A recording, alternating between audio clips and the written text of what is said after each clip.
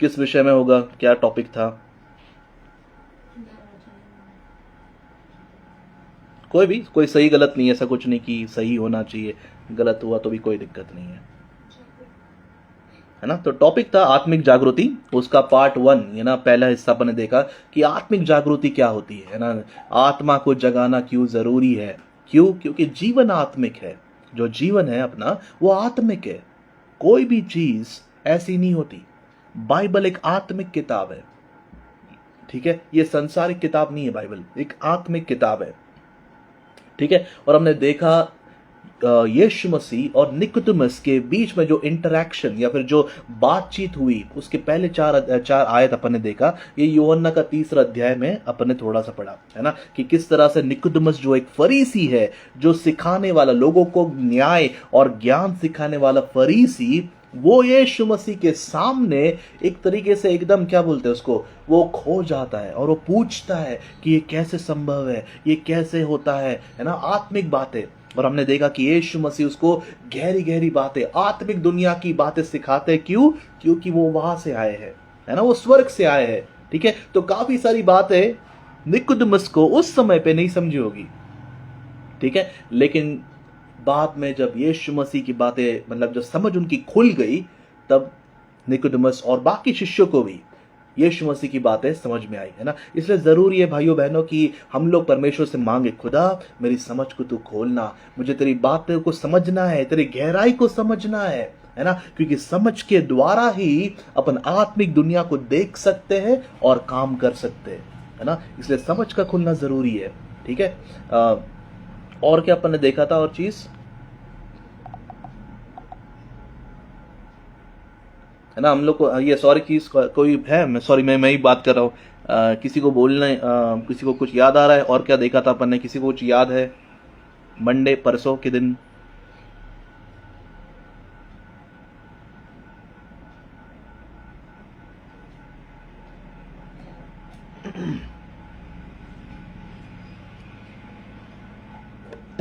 नहीं, कोई नहीं। अरे बाप रे, मतलब लगता है कि सब सब भूल गए कि क्या?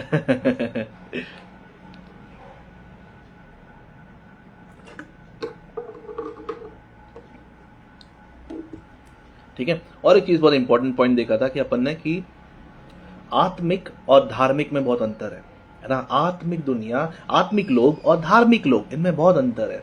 धार्मिक लोग एक रीति रिवाज के हिसाब से चलते हैं, एक भेड़ चाल वाली चाल चलते हैं, है ना। उनका जीवन वही होता है कि बस चर्च जाओ और वापस आओ। जीवन में यीशु मसीह नहीं होते हैं, पवित्र आत्मा, वो उनको पवित्र आत्मा को जगह नहीं देते, और इसलिए जीवन में बदलाव नहीं होता है। वैसे की वैसी आदतें होती है और सारी जिंदगी वो बिना बदले रहते हैं। बस मसीह पे विश्वास किया उन्होंने, लेकिन जीवन वैसा ही है ना। लेकिन आत्मिक लोग वो होते हैं जो एक नए सिरे से उनका जन्म हुआ होता है ना। अपन ने देखा पिछली बार कि नए सिरे से, यीशु मसीह बार बार बोलते हैं निकोदेमस को कि नए सिरे से जन्म होना बहुत जरूरी है ना। तब जाके जो यीशु मसीह जो बोलते हैं कि मैं तो यहां पर हूं, लेकिन मैं देख पा रहा हूं मेरा पिता को जो स्वर्ग में कर रहा है काम, है ना, और इसीलिए मैं भी वो कर पा रहा हूं, ठीक है। तो यीशु मसीह बार बार निकोदेमस को क्या बोल रहे वहां पे कि नए सिरे से जन्म, नए सिरे से जन्म लेना जरूरी है कि नहीं।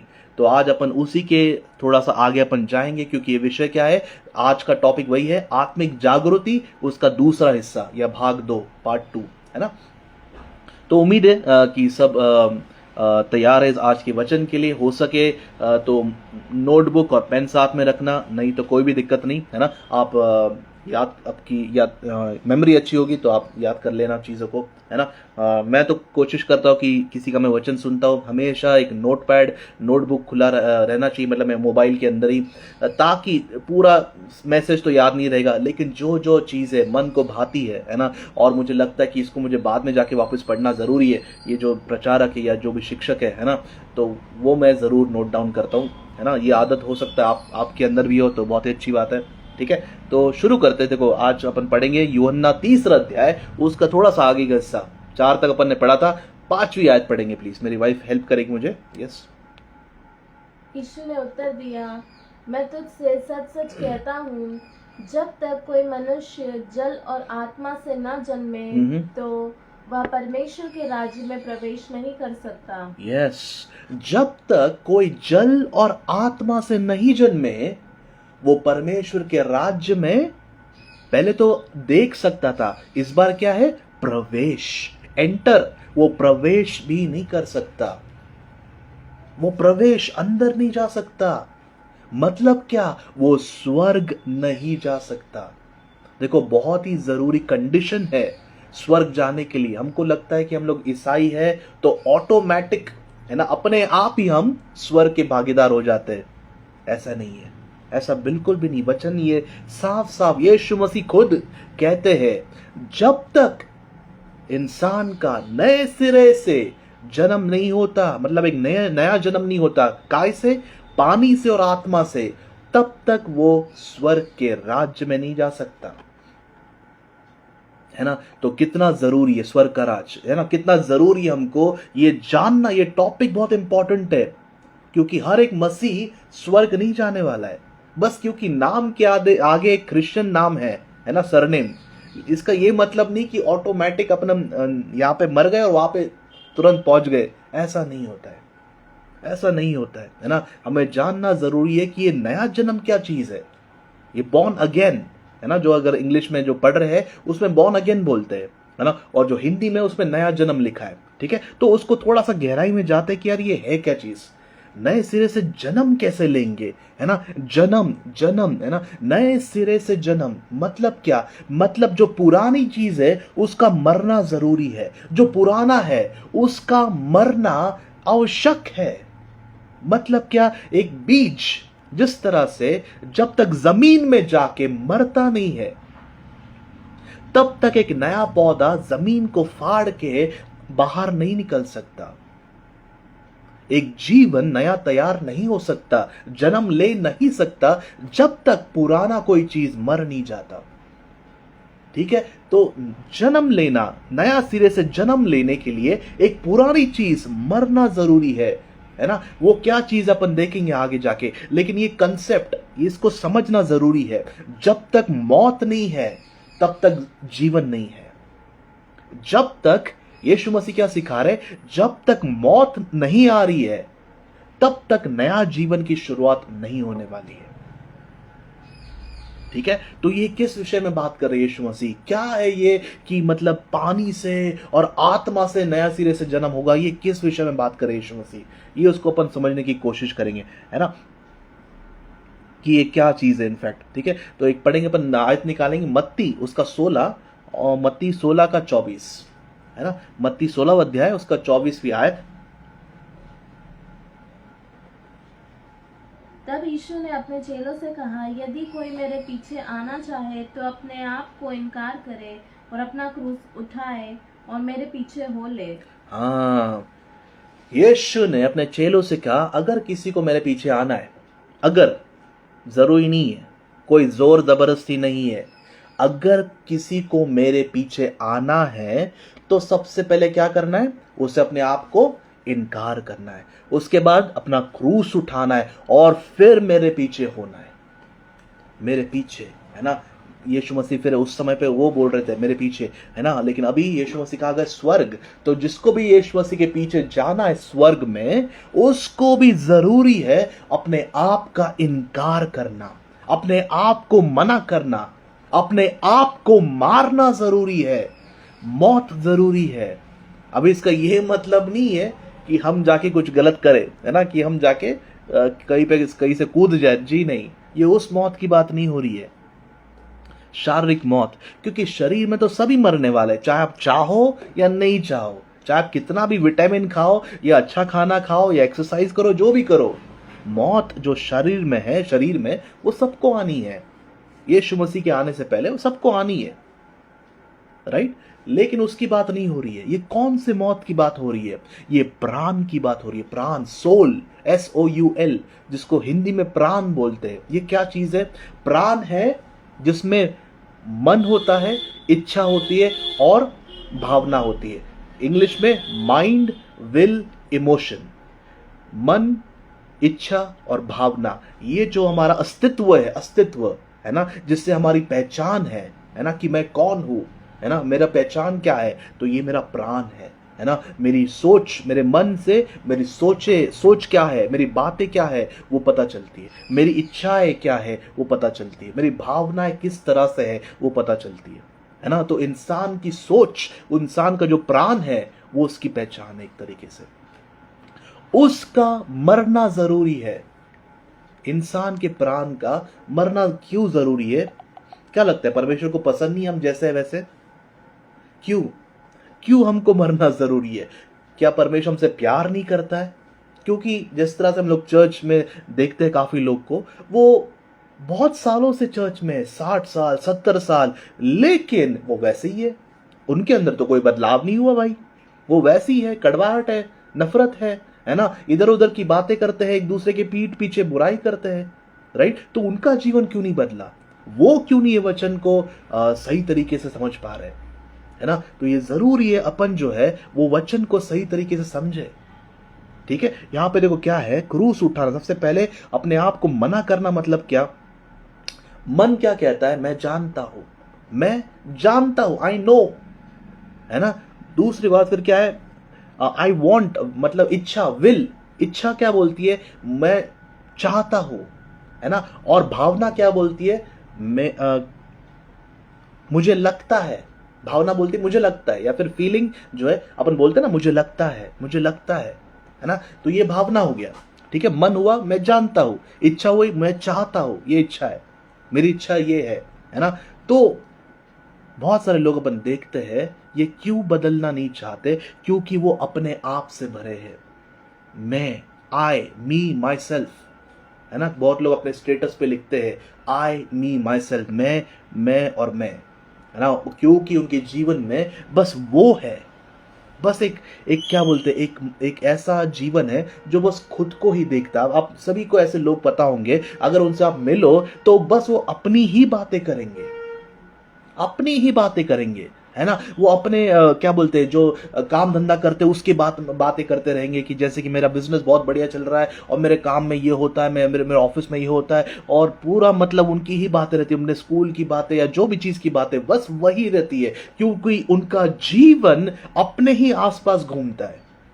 भले आप उनसे मिलो, ऐसा लगता है कि अपन उनकी ही सुनने के लिए आए। वो कभी ये नहीं पूछेंगे कि ब्रदर या सिस्टर आपका कैसा चल रहा है ना। बस वो अपनी ही बातों से भरे रहते हैं। वो सवाल भी इसलिए पूछते ताकि वो जवाब दे पाए, ठीक है, क्योंकि वो अपने से ही भरे रहते हैं। ऐसा अपने आप सबने जाना होगा, है ना। और ये आदत होती है काफी लोग में, अपनेपन से भरना। और ये लिखा है किताब में कि आने वाले दिन में लोग सेल्फिश या खुद गर्ज होने वाले हैं, है ना। खुद के बारे में ही सोचेंगे, बस मैं मेरा परिवार, बस इतना ही सोचेंगे, उसके बाहर नहीं सोचेंगे। मतलब क्या? आखिरी के दिनों में प्यार कम होने वाला है। आखिरी के दिन पे इंसान सिर्फ अपने बारे में सोचेगा, है ना। और अपन देखते हैं मसीह लोग भी बस अपने बारे में सोचते। अगर आप प्रेरितों के काम पढ़ो, कि जो पहली कलीसिया है वो मिल बांट के सब रहते थे, मिलजुल के सब रहते थे, एक साथ रहते थे, और लिखा है कि किसी को कोई भी चीज की कमी नहीं होती थी, क्योंकि सब उसमें से निकालते थे और उसी में डालते थे वापस। तो किसी को कोई कमी घटी नहीं होती थी। अगर आज बोला जाए चर्च में कि सभी को मिलके रहना है, एक साथ रहना है ना, सब जो भी आप अपना अपना बेच दो घर बार, और जो भी पैसा इकट्ठा करके एक जगह पे अपन जमीन लेंगे और सब वहां पे रहेंगे, तो सबकी क्या हालत होगी? सब तुरंत दूसरा चर्च ढूंढ लेंगे, है कि नहीं? तो वो जमाने की बात थी, है ना। लेकिन बोलने का मकसद क्या है कि मैं देखो, बहुत सारे मसीह लोग भी इसका शिकार हो जाते हैं। मैं मतलब क्या? कि मेरी प्रार्थना के कारण वो चंगी हुई है, या मैं परमेश्वर मुझसे ही बात करता है, परमेश्वर के मतलब मुझे ही सारा वचन पता है, मुझे ही सबसे बढ़िया स्तुति आराधना आती, मेरी गला सबसे बढ़िया है, मेरे को ही परमेश्वर सपनों के द्वारा बात करता है। और वो अपने ही बात करते रहते हैं कंटिन्यूअस, मैं। मसीह लोग, परमेश्वर में चलने वाले लोग अपने आप से ही भरे रहते हैं। देखो, यही हालत किसकी हुई थी वचन में? एलिया की हुई थी। एलिया जिसने परमेश्वर की सामर्थ को दिखाया, आग बरसाई स्वर्ग से, है ना, और 800 फॉल्स प्रॉफिट्स या झूठे भविष्यवक्ताओं को झूठा ठहराया, है ना।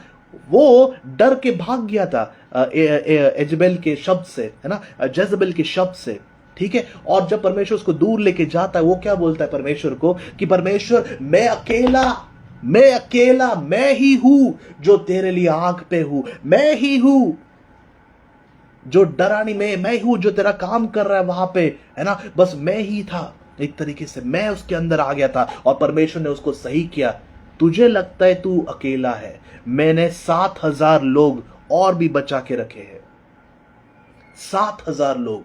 काफी बार अपन अपने आप से इतने भरे रहते कि मैं ही अभिषिक्त हूं, मेरे जैसा सेवक और कोई नहीं है। अपने से अपन इतने भरे रहते हैं कि बहुत बार अपन दूसरों को नीचा देखते हैं, दूसरे सेवकों को, दूसरे आराधना करने वालों को अपने आप ही नीचा देखते हैं। या किसी को वचन नहीं पता तो अपने आप, अरे इसको वचन में इतना भी नहीं पता है, इतने साल से मसीह है, इतना भी नहीं पता है कि नहीं, ये हो जाता है काफी बार, ठीक है। तो इससे हमको बचना है, ये मैं की आदत से बचना है ना। बार बार अपने मुंह में मैं नहीं आना चाहिए, है ना। ये हमेशा याद रखो, बहुत जरूरी ये चीज है, क्योंकि वो क्या दिखाता है, वो घमंड दिखाता है ना। और घमंड ही सबसे पहला पाप था। प्राइड वॉज द फर्स्ट सिन। शैतान के अंदर, तब वो शैतान नहीं, तब वो एक स्वरदूत था, लेकिन उसके अंदर मन में घमंड आया कि मैं भी अपना सिंहासन परमेश्वर यहोवा के सिंहासन के बराबर बनाऊंगा। मतलब वो चाहता था कि स्वरदूत उसकी भी आराधना करे, उसके भी पैर दबाए, उसकी भी गीत गाए, है ना। वो चाहता, उसके अंदर घमंड आया था, ठीक है। तो ये घमंड कभी नहीं आना चाहिए। मैं बस एक तारीफ सुनना कि मैं अच्छा हूं, कि मैं सारी बातें अच्छा करता हूं और सब मेरे से कभी गलती हो नहीं सकती, या मैं क्या बोलते चीजें सब सही करता हूं, कभी गलती मेरे से हो नहीं सकती, है ना। ये गलत चीज है। ये एक तरीके से क्या है, ये दुष्ट आत्मा चला रही है फिर, है ना। दुष्ट आत्मा चलाते हैं काफी बार, ठीक है। तो ये मैं की चीज निकलना जरूरी है जीवन में से, ठीक है। और उसको कैसे निकालेंगे, उसका एक ही इलाज है, क्योंकि क्या है, ये एक शारीरिक चीज है ना। ये शरीर से, ये शरीर जब जो है ना, वो शारीरिक चीज है। देखो पौलुस क्या कहता है गलातियों 5 उसके 24 में, क्या कहता है कि मैंने यीशु मसीह में, कि जो यीशु में है, वो क्या कहता है, जो यीशु में है उन्होंने अपने शरीर के अभिलाषाएं और लालसाओं को क्रूस पर चढ़ा दिया है ना। गलातियों 5:24, गलेशियंस 5:24, है नहीं, कि मैंने मेरे शरीर के साथ अभिलाषाओं को और लालसाओं को उस क्रूस के ऊपर चढ़ा दिया है। जो मसीह के है, ऐसा लिखा है, जो मसीह के है, राइट, है ना, हाँ, जो मसीह के है। मतलब क्या, जो मसीह के है, जो मसीह के नहीं है उन्होंने नहीं चढ़ाया है अपने शरीर को, उन्होंने नहीं क्रूस पे उसको चढ़ाया है। अपने अभिलाषाओं में है, अभी भी अपने सोच विचारों में है, अपनी ही आदतों में है ना। मैं उनके जीवन में बहुत ज्यादा है। क्यों, क्योंकि क्रूस नहीं उठाया है। देखो क्रूस एक बस गले में टांगने वाली चीज नहीं है, क्रूस बस एक फैशन के लिए नहीं है, क्रूस बस घर में या चर्च में बड़ा सा होना चाहिए, वो एक ये नहीं है ना। उसका मतलब क्या है कि मैं क्रूस पर तो चढ़ गया हूं, लेकिन अब मैं जो जीता हूं, मसीह मेरे अंदर जीता है। मैं नहीं जीता हूं, मैं मर चुका हूं, लेकिन अब मेरे अंदर मसीह जीता है, मेरे अंदर मसीह जीता है। ये इसका मतलब है। अपने आप को मारना, अपने आप को मना करना, मैं नहीं, मेरे विचार नहीं, मेरी सोच, मेरी इच्छा, मेरी भावना नहीं। लेकिन यीशु मसीह क्या प्रार्थना करते थे, मेरी मर्जी नहीं खुदा, तेरी मर्जी पूरी हो। मेरी मर्जी नहीं, तेरी मर्जी पूरी हो। पौलुस भी मेरी मर्जी नहीं, लेकिन तेरी मर्जी पूरी हो। क्यों ऐसी प्रार्थना करते थे, क्योंकि वो पवित्र आत्मा के अधीन थे। उन्होंने सीख लिया था कि पवित्र आत्मा ही चलाएगा, वो ही अगुवाई करेगा। जब पवित्र आत्मा अगुवाई करेगा, आपके जीवन में से मैं हटेगा, आपके जीवन में से आए या मैं हट जाएगा, और आप आपकी बात नहीं, दूसरों के बारे में पहले सोचोगे, है ना। दूसरों के बारे में पहला सोचोगे, आप उनके बारे में पूछोगे, आप उनसे प्यार करोगे। सिर्फ अपने फैमिली या परिवार तक प्यार नहीं रहेगा सीमित, है ना, लेकिन अजनबियों से प्यार करोगे, ठीक है, जो यीशु मसीह जैसे प्यार करते थे, है ना। तो जरूरी है ये चीज को सीखना, है ना, कि क्रूस के ऊपर, उस क्रूस को उठाना जरूरी है। ठीक है, बस वो गले में टांग के कोई क्रिश्चियन नहीं बनता है, ठीक है। तो क्रूस जो है वो जीने का तरीका है, वो जीने का तरीका है कि मेरे लिए दुनिया मर चुकी है, मेरे लिए दुनिया जो है वो मर चुकी है, जो दुनिया की बातें वो मर चुकी है, अब मैं एक नए सिरे से जी रहा हूं, वो है मसीह के वचन के अनुसार, मसीह के बातों के अनुसार। ये जो पवित्र वचन है वो मेरे जीवन में है ना, वो चीज समझना जरूरी है। क्रूस, देखो बहुत लोग क्रूस नहीं उठाते, इसलिए क्या होता है, वो कोशिश तो करते हैं खुदा को खुश करने की, लेकिन खुश नहीं कर पाते, क्योंकि बार बार वो गिर जाते हैं, है ना। वो अभिलाषा जो है, जो लालसा है जो है ना, जीवन की, जो शरीर की, जो शरीर जो है वो पापमय शरीर है, वो बार बार पीछे खींचेगा, वो बार बार पाप में खींचेगा, वो बढ़ने नहीं देगा आत्मा में, आत्मिक आंखें खुलने नहीं देगा, आत्मिक जागृति होने नहीं देगा, वचन को समझने नहीं देगा। शारीरिक रूप से फिर अपन चीजें करेंगे जो कोई काम की नहीं होती, है ना। इसलिए बहुत जरूरी है, बहुत जरूरी ये चीज आज अपन सीखने वाले, है ना, ठीक है। तो ये तो मेरा सवाल पहले वो था कि परमेश्वर क्यों चाहता है कि हम बदल जाए, वो नहीं चाहता कि हम वैसे की वैसी आ जाए स्वर्ग, है ना, नहीं, ऐसा नहीं होता है। देखो हम एक शरीर है ना, शरीर के अंदर है ना, जो पापमय शरीर है, आदम भाई साहब ने पाप किया था, है ना, तो वो पापमय शरीर है, ठीक है। इसीलिए जैसे यीशु मसीह आएंगे और हम उठा लिए जाएंगे, तो ये क्या बोलते हैं, हमारा एक तरीके से रूपांतरण हो जाएगा। अभी हमने गाना भी गाया था, है ना, आनंद ही आनंद है, उसमें एक वर्स है नीचे, एक स्टैंजा भी है, क्षण मात्र में हम रूपांतर होकर महिमा में जाएंगे। रूपांतर, हमारा रूपांतरण हो जाएगा। ये शरीर, ये पापमय शरीर जो गंदा है, जो एक तरीके से सड़ रहा है दिन भर दिन, है ना, कोई जवान नहीं होते जा रहा है, हर कोई सड़ रहा है, हर कोई एक तरीके से बूढ़ा हो रहा है ना। लेकिन जैसे यीशु मसीह आएंगे, ये शरीर का रूपांतरण होगा, ठीक है। तो ये चीजें समझना बहुत जरूरी है, ठीक है। देखो रोमियो की एक आयत निकालेंगे, रोमी 8 उसका 29, रोमी 8 उसका 29 पढ़ेंगे प्लीज।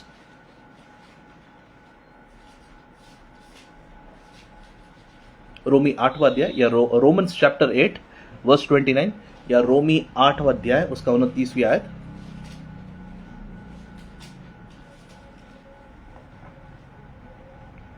क्योंकि जिन्हें उसने पहले से जान लिया है, हाँ। उन्हें पहले से ठहराया भी है कि उसके पुत्र के स्वरूप में हो, ताकि वह बहुत भाइयों में पहलौठा ठहरे। यस, जिनको परमेश्वर ने पहले से जान लिया है, मतलब क्या, परमेश्वर जानता है कि ये जीवन में क्या करेगा, उसको परमेश्वर ने क्या किया, ठहराया है।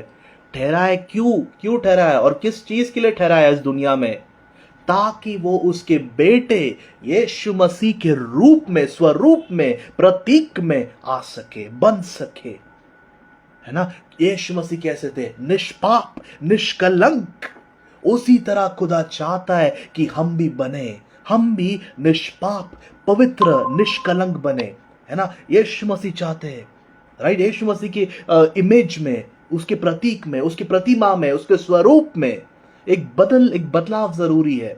जब तक बदलते नहीं है, तब फिर कैसे जा पाएंगे स्वर्ग, कैसे जा पाएंगे, है ना। वचन बहुत ही साफ कहता है, ऐसा नहीं है कि किसी को बस क्योंकि ये बूढ़ा है इसलिए आने दो स्वर्ग, क्योंकि ये तो बच्चा है इसलिए आने दो स्वर्ग, ऐसा नहीं है।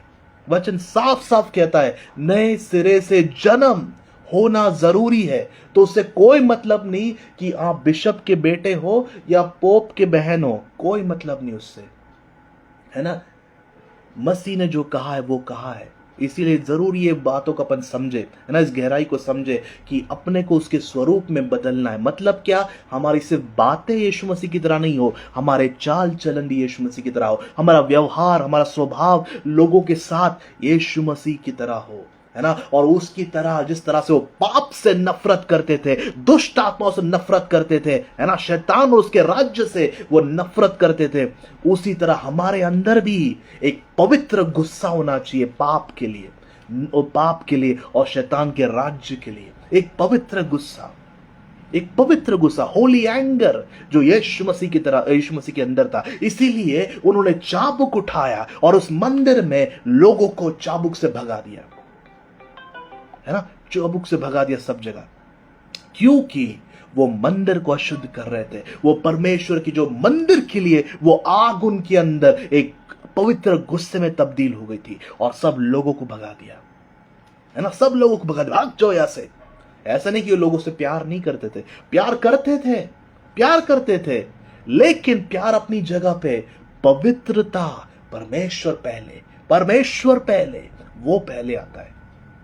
ठीक है, तो वो जरूरी। देखो अभी तक अपन ने क्या सीखा, है ना, अपन ने क्या सीखा कि मरना जरूरी है ना। यीशु मसीह क्या कहते हैं, एक नए सिरे से जन्म होना, लेकिन जन्म के लिए उसके पहले मरना जरूरी है ना। और अपन ने देखा मरते कैसे हैं, क्रूस उठा के, क्रूस उठा के अपन अपने आप को, प्राण को, या आई मी माई सेल्फ, मैं जो बोलते हैं अपन, उसको अपन मारते हैं। मेरी मर्जी नहीं खुदा, अब तेरी मर्जी मेरे जीवन में हो, है ना। क्रूस के द्वारा अपन मरते, ठीक है। लेकिन ये शारीरिक रूप में, ये दुनिया में वो किस तरह से अपन दिखाएंगे कि एक नए सिरे से जन्म हुआ है, वो है वाटर बैप्टिज्म या पानी का बपतिस्मा।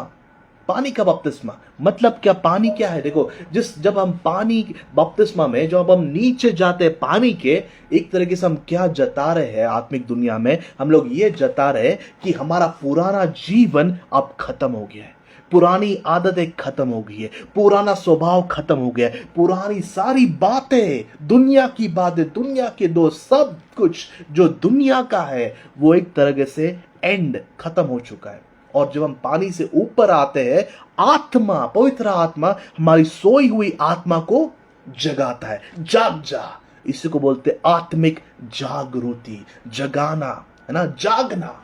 ठीक है, जिस तरह से कोई पेशेंट जो है, जो कोमा में चले जाता है, शरीर वही रहता है ना, लेकिन आप उससे बात करो वो रिस्पॉन्ड नहीं करेगा, उसकी आंखें बंद रहेगी, है ना, या खुली रहेगी, लेकिन वो कुछ समझ नहीं पाएगा, सुन नहीं पाएगा, कुछ भी नहीं हरकतें कर पाएगा, वो वैसे कि वैसे ही पड़ा रहता है। और कुछ महीनों के बाद या सालों के बाद वो वापस आता है ना, वो एक तरीके से क्या होता है, वो जाग जाता है और फिर वो अपनी बातें ये सब कर पाता है। वैसे ही अपनी आत्मा है, जब भी पाप होता है अपनी आत्मा सो जाती है। पाप के कारण आत्मा जो है वो परमेश्वर से एक दूरी आती है और अपन सो जाते हैं, है ना। और जब पवित्र आत्मा लेकिन क्या करता है ना, जैसे ही हमारा वो बपतिस्मा के टाइम पे, है ना, वहां पे हमारी आत्मा को जगाता है ना, जगाता है, और वो एक आत्मिक, एक तरीके से हमारी जागृति होती है, जगना होता है उस समय पे। ठीक है, तो पवित्र आत्मा का बहुत बड़ा काम है, बिना पवित्र आत्मा के वो काम हो नहीं सकता। ठीक है, तो लेकिन बपतिस्मा जो है, पानी का बपतिस्मा, मैं नहीं जानता कि क्या होता है, लेकिन भारत में बहुत सारी चीजें वचन के अनुसार नहीं होती, यही तो दुख वाली बात है। भारत में बहुत सारी बातें वचन के अनुसार नहीं होती, वो किसी ने ऊपर से बैठे हैं, वो अपना हिसाब से लिखते हैं कि ऐसा ऐसा ठीक है, क्योंकि जगह नहीं है हमारे पास इससे बड़ा सा बाथरूम बनाने के लिए या टब बनाने के लिए, तो क्या करेंगे, हम एक कटोरे में पानी लेंगे, है ना, और ऐसे ऊपर से छिड़काव करेंगे, जिस तरह से लहू का छिड़कारा करते थे उस जमाने में, है ना, ये पानी का छिड़कारा करेंगे और बोलेंगे बपतिस्मा हो गया। मैं नहीं जानता कितने को बपतिस्मा ऐसा हुआ है, लेकिन मैं आपको सच सच बताता हूं, ये बपतिस्मा नहीं है, इसको बपतिस्मा नहीं बोलते। बैप्तिस्मा या बैप्टिज्म, ये वर्ड बैप्टाइज, ये आता है, इसका शब्द आता है डूबना या नीचे, पानी के नीचे जाना, डूबना, डूबना, शरीर पूरी तरह से नीचे जाना, ये इसका अर्थ है बैप्टाइज का यूनानी भाषा में। ठीक है, तो जब तक पानी में डूबते नहीं है ना, उसको बपतिस्मा नहीं कहलाते। ये ऊपर से छिड़कना, ये कोई बपतिस्मा नहीं है ना। तो अगर आपका उस तरह से बपतिस्मा हुआ है ना, तो आपको जरूरी है कि वापस एक बार अपना जीवन सही करो, क्रूस उठाओ और सारे टीचिंग्स ले लो बैप्टिज्म के, और सही तरीके से पानी में बपतिस्मा ले लो, है ना, सही तरीके से पानी में डूब के बपतिस्मा लेना जरूरी है। ठीक है, तो बपतिस्मा क्या है, एक बाहरी, एक तरीके से आवरण, मतलब बाहरी एक तरीके, अपन जो बता रहे कि हाँ अंदर तो मैंने क्रूस उठा लिया है, लेकिन बाहरी रूप से मैं बपतिस्मा लेता हूं, पानी में डूबता हूं, और दुनिया को मैं क्या बन जाता हूं, दुनिया के लिए मैं गवाह बन जाता हूं, मैं मसीह के लिए गवाह बन जाता हूं। मैं बताता हूं कि हाँ खुदा ने मेरा जीवन बदल दिया है, मैं पहले ऐसा था लेकिन अब मैं ऐसा हूं, अब मैं मसीह में हूं, मेरा जीवन बदल चुका है कि नहीं। ये है बपतिस्मा का असली अर्थ और उसका महत्व। देखो ये टॉपिक बपतिस्मा का नहीं है, लेकिन ये नया जन्म इससे जुड़ा हुआ है है ना। पानी पानी क्या कर, जिस तरह से जो परमेश्वर ने उस समय पे, है ना, नूह के समय पे धरती को पानी के अंदर डुबा दिया था ताकि एक नए सिरे से वापस आ सके, है ना। उसी तरह शरीर जो है वो पानी में जैसे डूबता है, पानी वो साफ करता है पुराना, है ना। और आत्मा, पवित्र आत्मा वो जगाता है जब ऊपर आते हैं अपनी आत्मा को, ठीक है। तो ये होता है नया जन्म, ठीक है। अगली आयत पढ़ेंगे, यूहन्ना 3 अध्याय उसकी 6वीं आयत। क्योंकि जो शरीर से जन्मा है वह शरीर है और जो आत्मा से जन्मा है वह आत्मा है। यस, जो शरीर से जन्मा है, हम जानते हैं कि शरीर से जो जन्मते मतलब हम लोग सब, हम शरीर के थ्रू आए, हमारे माँ बाप के थ्रू आए, राइट। लेकिन जो आत्मा के थ्रू आए वो कौन है? जो पवित्र आत्मा से जन्मे हैं, है ना। मतलब पवित्र आत्मा ही आपके आत्मा को उठाता है, जगाता है ना। जो आत्मा जगाता है ना, क्या लिखा है? जो आत्मा से जन्म लिए है, मतलब पवित्र आत्मा से, ठीक है। तो बिना पवित्र आत्मा के नहीं होता ये जीवन। ये जीवन बिना पवित्र आत्मा के संभव ही नहीं है, संभव ही नहीं है ना। परमेश्वर ने दिया है पवित्र आत्मा हमको, एक खुशी की बात है, क्योंकि देखो पवित्र आत्मा के बिना हर चीज एक बहुत ही मुश्किल जीवन है। हर चीज एक शारीरिक जीवन है, हर चीज एकदम क्या बोलते कि क्या प्रार्थना करे, कभी कभी समझ में नहीं आता। काफी लोग की प्रार्थना एकदम सूखी सूखी प्रार्थना रहती है, एकदम सूखी रोटी की तरह, है ना। क्या प्रार्थना करे समझ में नहीं आता। वही चीज सुबह उठ के वही चीजें बोलना है, 2-3 चीजें हमको परमेश्वर को ही काम पे लगा देते हम लोग, है ना। परमेश्वर सुबह ये करना, एक वहां पे एक करना, है ना। फिर अपने इधर देरला में एक भाई है उसको ठीक करना, फिर अपने ये इधर बहन है वो बीमार है उसको भी ठीक करना, है ना। ये आपका आज का काम है। हम लोग ही परमेश्वर को काम पे लगा देते। इस तरह से प्रार्थना होती काफी लोग की, है ना। एकदम सूखी, बिना वचन के सहारे, एकदम क्या बोलते उसको, कोई मजा नहीं उसमें। अपने को खुद को मजा नहीं आया प्रार्थना करने में, वो सुनने वाला उसको क्या मजा है ना। तो प्रार्थना जो है जब पवित्र आत्मा के सहायता से करोगे ना, तो ये 10 मिनट वाली सूखी प्रार्थना ये भूल जाओगे। तब प्रार्थना में एक मजा आएगा, प्रार्थना में एक आग होगी, और प्रार्थना इफेक्टिव या क्या बोलते कार्यशील होगी, है ना। मतलब काम करेगी। कहा प्रार्थना बस एक बोलने के लिए वचन नहीं रहेंगे, बोलने के लिए बातें नहीं रहेगी, लेकिन आप देखोगे उनके जीवन में वो काम हो चुका है, वो काम होता है। ये क्यों होगा? पवित्र आत्मा के सहारे जब प्रार्थना करेंगे, है ना, तब होगा, तब भी होगा। और हर एक चीज, वचन भी पवित्र आत्मा के सहारे पढ़ोगे, और पवित्र आत्मा आपको वचन भी सिखाएगा। देखो पवित्र आत्मा, लेकिन उसके लिए जरूरी क्या है? उसके लिए जरूरी है वचन पढ़ना। बहुत बार क्या होता है, मसीह लोग को उतना ही पता है जो उन्होंने सुना है चर्च में, हर संडे को जो सुनते हैं, हाँ उतने ही। दाऊद की कहानी पता है, मूसा की कहानी तो पता ही है ना। और फिर आता है यीशु मसीह की कहानी, वो भी थोड़ी बहुत पता है, समझ में कुछ आता नहीं है, लेकिन हाँ थोड़ी तो सुना हुआ है, सुनी बातें। ऐसा नहीं होना चाहिए। बाइबल पूरा एटलीस्ट पढ़ो तो सही, भले समझ में नहीं आए, लेकिन जब आप पढ़ोगे तब पवित्र आत्मा क्या करेगा? उन बातों को आपको याद दिलाएगा। देखो जैसी बाइबल पढ़ लिया, ठीक है, उसके बाद सोचो उस बारे में, कोई भी टॉपिक जो अपन पढ़ लिया उस बारे में सोचो, और जैसे आप सोचोगे पवित्र आत्मा आपसे बात करेगा और आपको उस वचन का प्रकाशन, रेवलेशन, गहरी बातें आपको प्रकट करेगा। यह सिर्फ पवित्र आत्मा कर सकता है। ये कोई गूगल, यूट्यूब, फेसबुक, इंस्टाग्राम नहीं करता है, ये सब नहीं करता है ना। कुछ समय के लिए मजा आएगा आपको, लेकिन बाद में वापस वही हालत, है ना। ये हालत से बचने के लिए एक नया जन्म जरूरी है। इसलिए ये टॉपिक है आज का कि आत्मिक जागृति। जब तक आत्मा जागती नहीं है ना, तब तक कुछ नहीं हो सकता। देखो अभी आत्मा तो जाग गई, जैसे मैंने बताया, है ना, पवित्र आत्मा ने जगा दिया। अभी उसके बाद क्या? What is the next step? अगला क्या? जैसे देखो जब बच्चा जब इस दुनिया में आता है, कोई भी बेबी, है ना, तो उसको कोई सिखाना पड़ता है कैसे देखना है, कैसे सुनना है, कैसे बोलना। हाँ बोलना तो थोड़ा सा वो सिखाना है, लेकिन मतलब उसके सेंसेस ऐसे नहीं कि उसको उसके अंदर आंखें डालनी पड़ेगी या कान फिट करने पड़ेंगे या मुंह फिट करना पड़ेगा, ऐसा नहीं है। वो ऑलरेडी उसके अंदर है। वैसी हमारी आत्मा को पहले से उसकी आंखें है, कान है ना, वो क्या बोलते सेंसेशन है आत्मा को। बस धीरे धीरे करके उसको ट्रेन करना है, उसको सिखाना है, और कैसे सिखाओगे? जैसे कि एक बच्चे को सिखाते हैं, है ना, वो उसकी माँ बार बार बोलती है कि मम्मा मम्मा मम्मा या डैडी डैडी। तो ये धीरे धीरे करके, ऐसा नहीं कि एक दिन में सीखेगा, वो धीरे धीरे करके वो जानने लगेगा, अच्छा इनको माँ बोलते, मम्मी बोलते, इनको डैडी बोलते, है ना। उसी तरह आत्मा को भी वचन सिखाओ, वचन खिलाओ, है ना। और जब वचन खिलाओगे तब पवित्र आत्मा अपना काम कर सकता है, उसके बिना पवित्र आत्मा काम नहीं कर सकता। अपन पढ़ेंगे एक आयत, यूहन्ना 14 उसका 26, यूहन्ना 14 अध्याय उसका 26वीं आयत, या जॉन चैप्टर 14 वर्स 26। परंतु सहायक अर्थात पवित्र आत्मा जिसे पिता मेरे नाम से भेजेगा वह तुम्हें सब बातें सिखाएगा और जो कुछ मैंने तुमसे कहा है वह सब तुम्हें स्मरण कराएगा।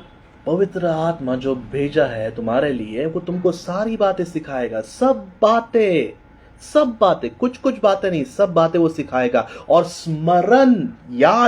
स्मरण दिलाएगा। लेकिन स्मरण वही दिलाएगा जो तुमने पढ़ा है। जो आपने पढ़ा नहीं होगा तो वो स्मरण कैसे दिलाएगा? राइट। तो पढ़ना जरूरी है भाइयों बहनों, आदत डालो, है ना, वचन की आदत डालो, है ना, बहुत जरूरी है कि पढ़ना। ओके, ठीक है। फिर अगली आयत पे चलते हैं, यूहन्ना 3 अध्याय 7वीं आयत पढ़ेंगे आगे जल्दी से। अचंभा न कर कि मैंने तुझसे कहा तुझे नए सिरे से जन्म लेना अवश्य है। हाँ, यीशु मसीह फिर से एक बार बोल रहे हैं, अचंभा न कर, मतलब होश ये मत ये कर, मतलब, है ना, नए सिरे से जन्म लेना बहुत ही जरूरी है तुझे, बहुत जरूरी है, बहुत आवश्यक है। बार बार यीशु मसीह बोल रहे निकोदेमस को, भाई तू कुछ भी कर लेकिन नए सिरे से जन्म ले, नए सिरे से जन्म ले। क्योंकि देखो, इंसान जब तक इस धरती पे है, हमारा क्या काम है? काम क्या है हमारा काम है उस परमेश्वर को खुश करना, स्तुति आराधना करना, उसको महिमा देना। ये काम है हमारा, महिमा देना खुदा को, अगर हम उसके हैं तो। लेकिन कैसे खुश कर पाएंगे जब इस शरीर में है, जब शरीर की अभिलाषाओं में हम लोग फंसे हैं, उसको खुश नहीं कर सकते, क्योंकि वो एक आत्मा है और एक पवित्र है, वो पवित्र परमेश्वर है और एक आत्मा है। उसको खुश करना है तो आत्मा से खुश करना है, शारीरिक चीजों से खुश नहीं कर सकते, बिल्कुल नहीं कर सकते मन शरीर से खुश, है ना। क्योंकि रोमियो 8 निकालेंगे, रोमियो 8 उसका 7 और 8 पढ़ेंगे, रोमन्स चैप्टर 8 उसका 7 और 8, 7 और 8वीं आयत। क्योंकि शरीर पर मन लगाना तो परमेश्वर से बैर रखना है, क्योंकि ना तो परमेश्वर की व्यवस्था के अधीन है और ना हो सकता है। जो शारीरिक दशा में है वे परमेश्वर को प्रसन्न नहीं कर सकते। यस, जो शारीरिक दशा में है, मतलब क्या? जिनका नया सिरे से जन्म नहीं हुआ है, जो बॉर्न अगेन नए सिरे से नहीं जन्मे हैं, जो पानी और आत्मा से नहीं जन्मे हैं, वो परमेश्वर को खुश, प्रसन्न, है ना, नहीं कर सकते। संभव ही नहीं है, संभव ही नहीं है। 2 घंटे प्रार्थना कर लो, 10 घंटे प्रार्थना कर लो, कुछ भी कर लो, पूरे दिल से स्तुति आराधना कर लो, एकदम शर्ट पैंट टाई पहन के चर्च जाओ, एकदम सब कुछ दान दशमांश करो, गरीबों को खिलाओ, लेकिन ये सारे काम अगर आप शरीर में कर रहे हो तो सब के सब वेस्ट, कोई मतलब का नहीं है। परमेश्वर को अगर प्रसन्न करना है, खुश करना है, मेरे भाई मेरे बहन, आपको नए सिरे से जन्म लेना जरूरी है। पवित्र आत्मा के द्वारा यह संभव है, सिर्फ आत्मा, क्योंकि वो एक आत्मा है, खुदा एक आत्मा है ना। और हमारी आत्मा जो अंदर है वो ही खुदा को प्रसन्न कर सकती है, ये शरीर प्रसन्न नहीं कर सकता। समझ में आ रहा है? ये बहुत इंपॉर्टेंट पॉइंट है सीखने के लिए आज, है ना। ठीक है, एक मिनट।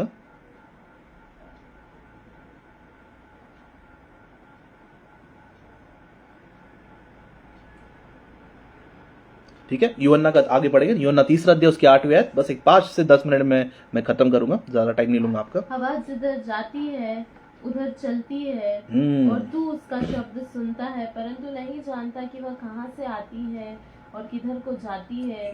जो कोई आत्मा से जन्मा है वह ऐसा ही है। यस, देखो ये क्या लिखा है कि जैसे हवा होती है ना, हवा, हम लोग बाहर खड़े रहते कभी टेरेस पे, तो बहुत ही ठंडी हवा, सुबह में 6 बजे ऊपर टेरेस पे था, बहुत ही सुंदर एकदम ठंडी सी हवा बह रही थी, है ना। और लेकिन वो पता नहीं कहाँ से आई और कहाँ गई, छू के निकल गई। उस तरह से वो लोग होते हैं जो पवित्र आत्मा से चलाए चलते हैं, पवित्र आत्मा की अगुवाई में वो पीछे पीछे चलते हैं, वो ये लोग होते हैं, पता नहीं कि कहां से आते हैं और कहां को जाते हैं, है ना। मतलब क्या, मतलब उनकी मर्जी नहीं है उनके जीवन पे, परमेश्वर की मर्जी चलती है उनके जीवन में। आप उनको रोक नहीं पाओगे, आप उनको समझ भी नहीं पाओगे। बहुत बार आपको लगेगा तो क्या सिखा रहा है, ये क्या बोल रहा है, ये किस तरह से आराधना कर रही है, इस तरह से लगेगा बहुत बार। आत्मिक बातें समझना मुश्किल है, ये बिना पवित्र आत्मा के आत्मिक बातें नहीं समझ सकते अपन। मैं आपको ऐसी ऐसी बातें बता सकता हूं आत्मा में जो बहुत ही असंभव है, आप सोचोगे कि ये तो संभव ही नहीं है। एक आराधक थी कुछ समय पहले, वो जब आराधना करती थी तो आसमान से सोने की चमकी जैसा गिरता था। उस जमाने में टेंट मीटिंग्स होते थे, बड़े बड़े टेंट लगाते थे लोग, है ना, और वहां पे वो इकट्ठा होते थे मीटिंग के लिए। तो जब वो आराधना करती थी वो औरत, है ना, तो इस तरह से परमेश्वर की उपस्थिति आती थी कि सबके हाथ पैर चेहरे के ऊपर सोने की चमकी गिरती थी, सोने की चमकी। ये तो बस एक छोटा सा आत्मिक दुनिया का एक क्या बोलते हैं, एक टेस्ट है। ऐसा बहुत अनगिनत किस्से हैं आत्मिक दुनिया के जो मैं आपको बता सकता हूं। आत्मिक दुनिया बहुत अलग है और बहुत बढ़िया, बहुत सुंदर है, बहुत अद्भुत है। ये अगर किसी दूसरे इंसान को बोलो, ये बोल कोई नहीं सकता, कोई बैठा होगा टेंट के ऊपर जो चमकी फेंक रहा है ऊपर से, है ना। तो ऐसे लोग सोच सकते, बोल सकते, लेकिन ये कोई एक इंसान का अनुभव नहीं है, ये बहुत सारे लोगों का अनुभव हुआ है ऐसा, है ना। तो ऐसे आत्मिक दुनिया में ऐसी ऐसी बातें होंगी जो नॉर्मली अपने को लगेगा ये तो पागलपंती है, ये तो समझ के बाहर है अपने, है ना। और ये जायज सी बात है, क्योंकि क्या लिखा है, शरीर वाला इंसान वो आत्मिक बातें नहीं समझ सकता, वो नहीं समझ सकता, है ना। तो जरूरी है हम लोग आत्मिक, जैसे हमारी आत्मा भी जाग गई है तो अब हम सीखेंगे कि किस तरह से आत्मा को ट्रेन करना है।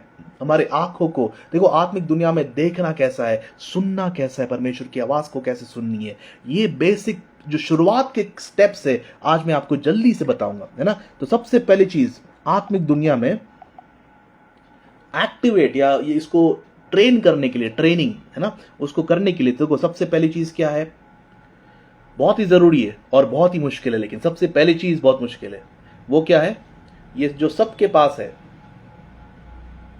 ना, सबके पास जो है मोबाइल, इससे दूरी है कि नहीं। यहां पे गेम ओवर, बहुत लोग बोलेंगे बस हो गया, नहीं करना हमको।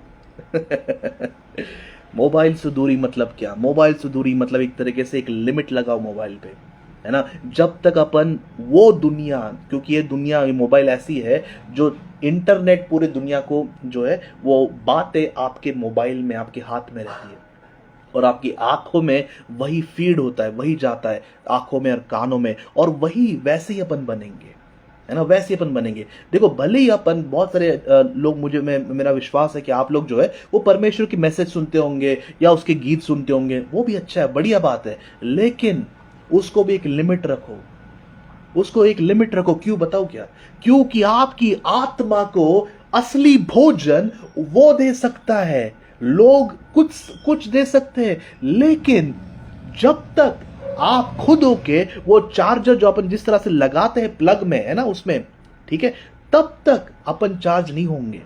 ये आत्मा को प्रार्थना की जरूरत, उसके साथ जुड़ने की जरूरत है, और कुछ समय आपको मोबाइल को दूर रखने की जरूरत है। जब तक ये मोबाइल से एक तरीके से क्या बोलते हैं, बस काम के लिए यूज करना है, इस तरह से अपन नहीं बनते हैं, तब तक बहुत मुश्किल है मेरे भाई मेरे बहन अपनी आत्मिक आंखों को खुलना। देखो वो जमाने में बहुत ही आसान था, क्यों, क्योंकि मोबाइल नहीं थे। अभी मोबाइल आ गए तो हर सेकंड पे टोंग आ जाता है, तो मुंडी नीचे ट्रिंग ट्रिंग आ जाता है, हाँ कहाँ पे फोन, कहाँ पे ढूंढने लग जाते हैं। मतलब पूरा जिस तरह से वो बच्चा पैदा किया अपन ने, इस तरह से मोबाइल हो जाता है। उसके बस पूरा ख्याल रखो, ढूंढते बैठो क्या कर रहा है क्या नहीं, खाना खिलाओ, चल चल लगाओ चार्ज पे। मतलब इतना हम लोग भर गए हैं मोबाइल से और लैपटॉप की दुनिया से कि हमको उसके बिना जीवन असंभव लगता है। और हो गया वो वैसा, है ना, हो गया वैसा। लेकिन याद करो, याद रखो कि ये जरूरी है, अगर आत्मिक आपको सेंसेस को ट्रेन करना है ना, आपकी आंखों को और कानों को, ताकि परमेश्वर की आवाज और बातें सुन और समझ पाए और देख पाए, तो ये जरूरी है मोबाइल से एक लिमिट, ठीक है। दूसरी बात बहुत जरूरी है, वचन पे मेडिटेशन जैसे अपन बोलते ना, देखो योगा जो है वो क्या है, वो दो शब्दों से आता है ना, मतलब योग मतलब क्या है, एक तरीके से जुड़ना है ना, और गा एक तरह से उनकी भगवानों से है ना। लोग क्या बोलते हैं मसीह लोग, नहीं नहीं नहीं, वो तो हम लोग तो बस एक्सरसाइज कर रहे हैं, हमारे शरीर के लिए अच्छा है। उनके थोड़ी हम लोग आराधना कर रहे हैं, हम लोग थोड़ी उनकी ओम बोल रहे हैं, नहीं, हमारे शरीर के लिए। मैं सही बता रहा हूं, ये जरूरी नहीं है आपको ये एक्सरसाइज करना है, ये सब करना। आप बहुत दुनिया के और भी एक्सरसाइज है, ये ही क्यों करना है जहां पे बहुत ही क्लियर वहां से आप जब जुड़ते हो, आपको वो भगवान आपका क्या बन जाता है, वो एक तरीके से आपका सोता बन जाता है ना। और अपने पास सिर्फ एक ही सोता रह सकता है, या तो परमेश्वर या तो बाकी भगवान। तो अपने को फैसला करना है, जो परमेश्वर का है वही, उसी से मैं जुड़ूंगा। जो परमेश्वर का नहीं है, जो दुनिया का है, उससे मुझे कोई लेना देना नहीं है, चाहे कितना भी वो फायदे का हो, चाहे कितना भी वो अच्छा हो।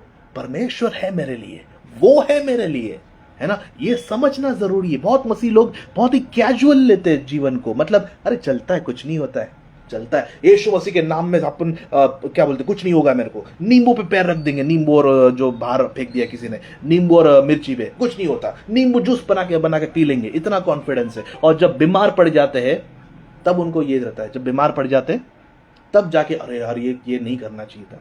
देखो मसीह में हमको समझ मिलती है, बेवकूफी नहीं करना है, हमको समझ मिलती है हमको मसीह में। मतलब क्या, यीशु मसीह में यस, हमको एक दायरे के अंदर हम लोग सुरक्षित है। दायरे के बाहर जाओगे तो वचन के अनुसार सांप काटेगा। अगर दीवार को तोड़ के दायरे के बाहर गए तो सांप काटेगा, ये वचन कहता है। तो जरूरी है हम लोग वचन के अनुसार चले, ओवर कॉन्फिडेंस नहीं कि हम यीशु मसीह में हमको कुछ नहीं होगा, कूद जाओ ब्रिज से फिर देखो क्या होता है ना, ऐसा नहीं होता है। ठीक है, यीशु मसीह की भी परीक्षा ली थी शैतान ने, कूद जा भाई, है स्वर्गदूत आएंगे बचाने के लिए। यीशु मसीह कूदे नहीं कूदे, समझ जरूरी है कि नहीं।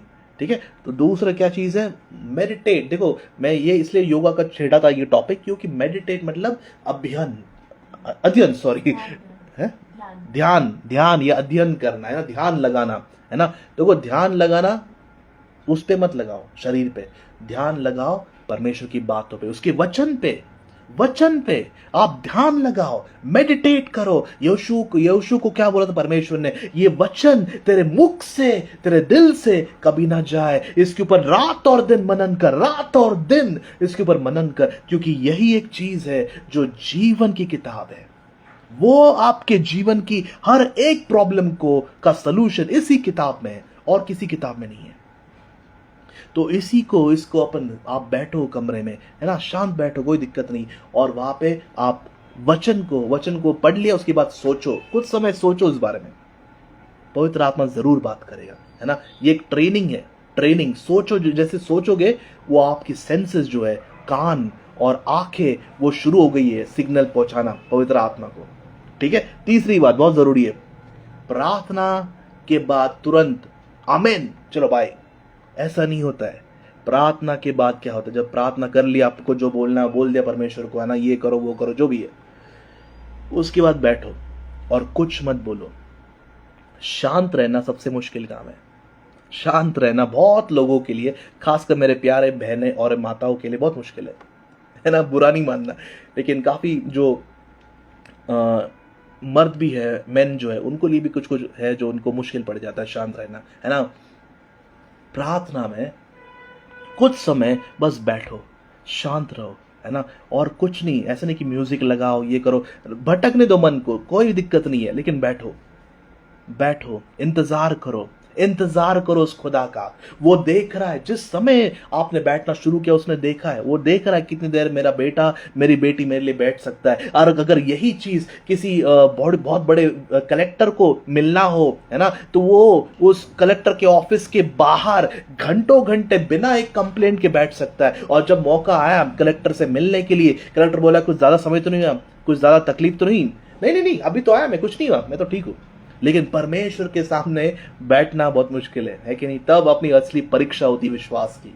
लेकिन मैं सही बता रहा हूं, जितना आप बैठोगे उतना आपकी क्या बोलते हैं, शरीर धीरे धीरे करके उसकी पकड़ कमजोर होती है और आत्मा की पकड़ मजबूत कर रहा। ठीक है, तो बैठो, शांत बैठो, कोई दिक्कत नहीं है। एक आदत और एक मैं बताता हूं, आप शांत तो बैठो, लेकिन हो सके तो एक किताब और पेन लेके बैठो।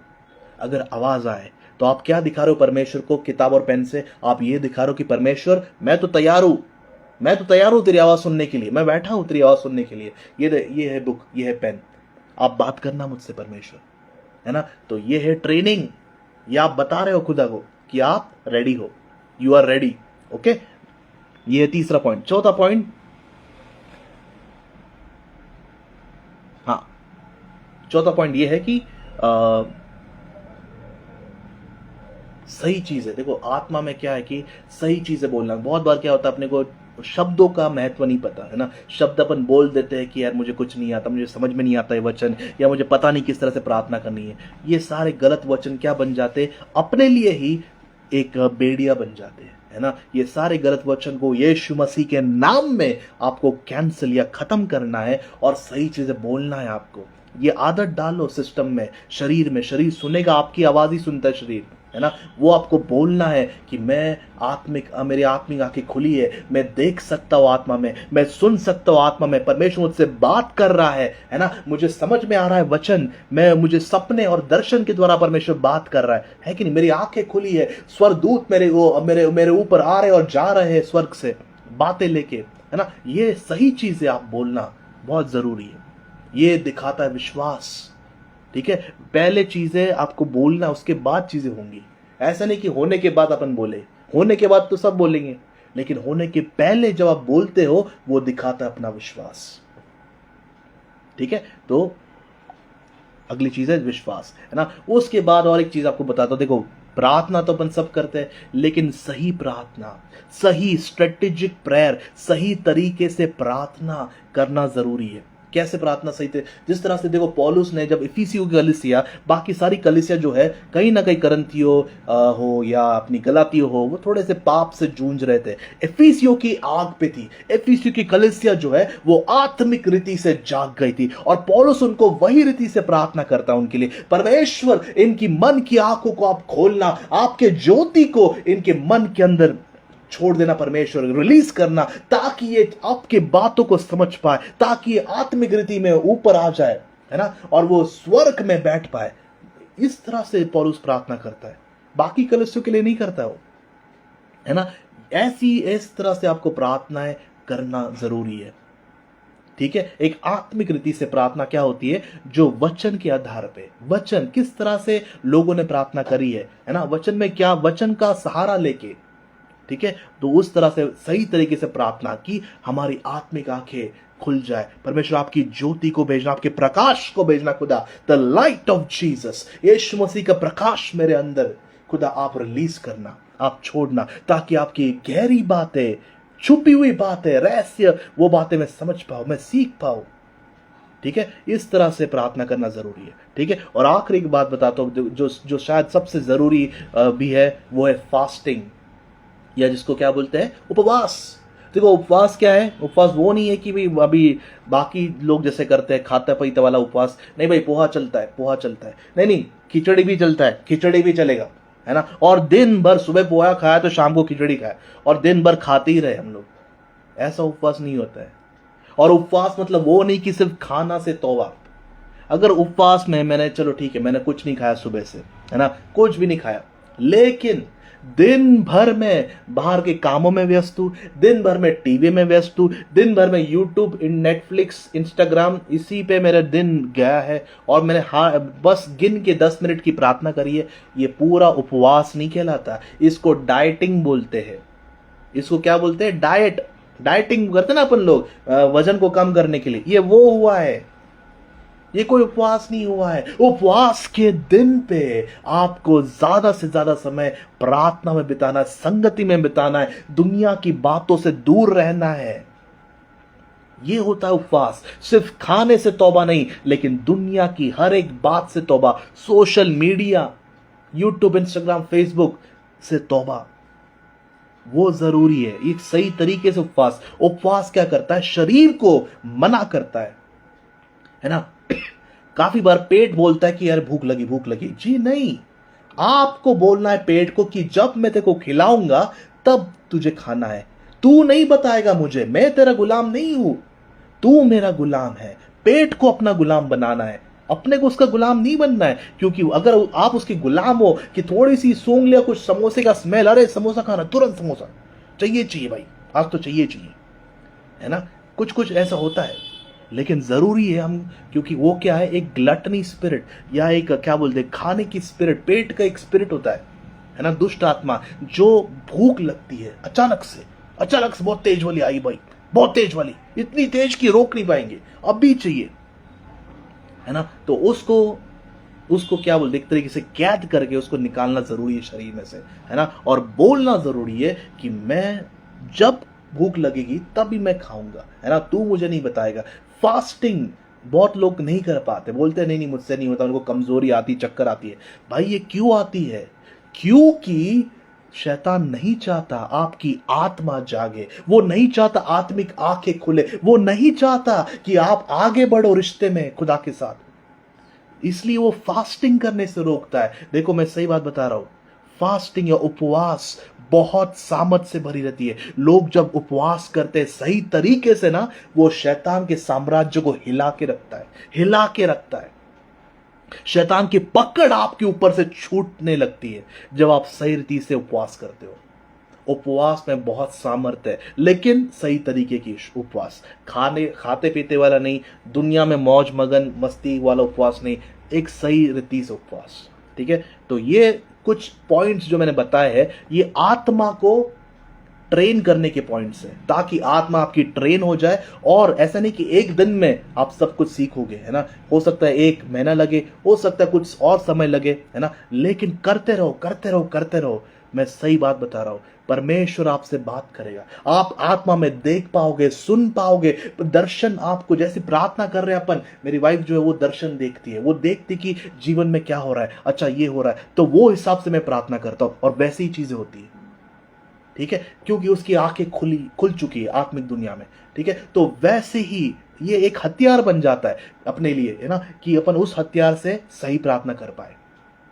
ठीक है, तो जरूरी है हम लोग सीखें, हम सब सीख रहे हैं, मैं भी सीख रहा हूं, सब हम लोग सीख रहे हैं, है ना, कोई किसी से ऊपर नहीं है या कम नहीं है, हम लोग सभी सीख रहे हैं। ये सीखना चलते जाने वाला है ना।